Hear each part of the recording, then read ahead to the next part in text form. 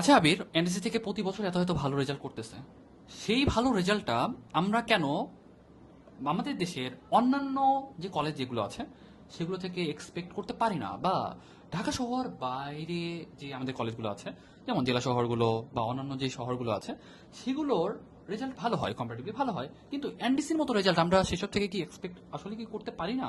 আসলে প্রবলেমটা আমাদের মেনলি কোথায়? টিচার নাকি স্টুডেন্ট, নাকি আসলে পুরো চিন্তা ভাবনা, নাকি আমাদের মাইন্ডসেট? আসলে এনডিসির ক্ষেত্রে যেটা হয় ওরা হচ্ছে প্রথমত সিলেবাস, তারপরে হচ্ছে স্টুডেন্ট মেনটেন, ডিসিপ্লিন, একদম মানে সব কিছুর কম্বিনেশন রাখে।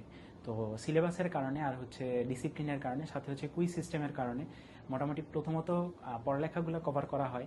দ্বিতীয়ত হচ্ছে স্টুডেন্টরা একটা টাইম টু টাইম ডিসিপ্লিনের মধ্যে এসে যায়, যে এই টাইমের মধ্যে আমাকে এই পড়াটা কভার করতে হবে, এই টাইমের মধ্যে ওই সাবজেক্টটা শেষ করতে হবে, ওই টপিকটা শেষ করতে হবে। তো ওরা মোটামুটি একটা সেগমেন্টেড পুরো পড়া জিনিসটাকে, পড়ালেখার জিনিসটাকে ওরা একটা সেগমেন্ট ওয়াইজ ভাগ করে ফেলে। যে কারণে ওরা আসলে কোনো একটা সাবজেক্টে কম দিতেছে, ওই আরেকটা সাবজেক্টে বেশি দিচ্ছে, এই কারণে এরকম খুব কম হয়। যে কারণে দেখা যায় ওরা এট এ টাইম অনেকগুলো সাবজেক্টের উপর, সবগুলো সাবজেক্টের উপরই মোটামুটি ভালো দক্ষতা রাখে।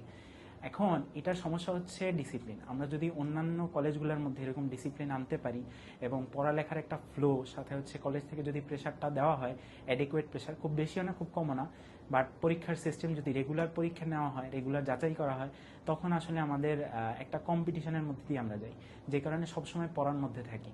তো 2 বছরের মধ্যে প্রত্যেকটা টপিক আমরা যখন কভার করে ফেলবো, তখন একাডেমিক অ্যাডমিশন কোনো জায়গায় আমাদের আসলে ঘাটতি থাকে না।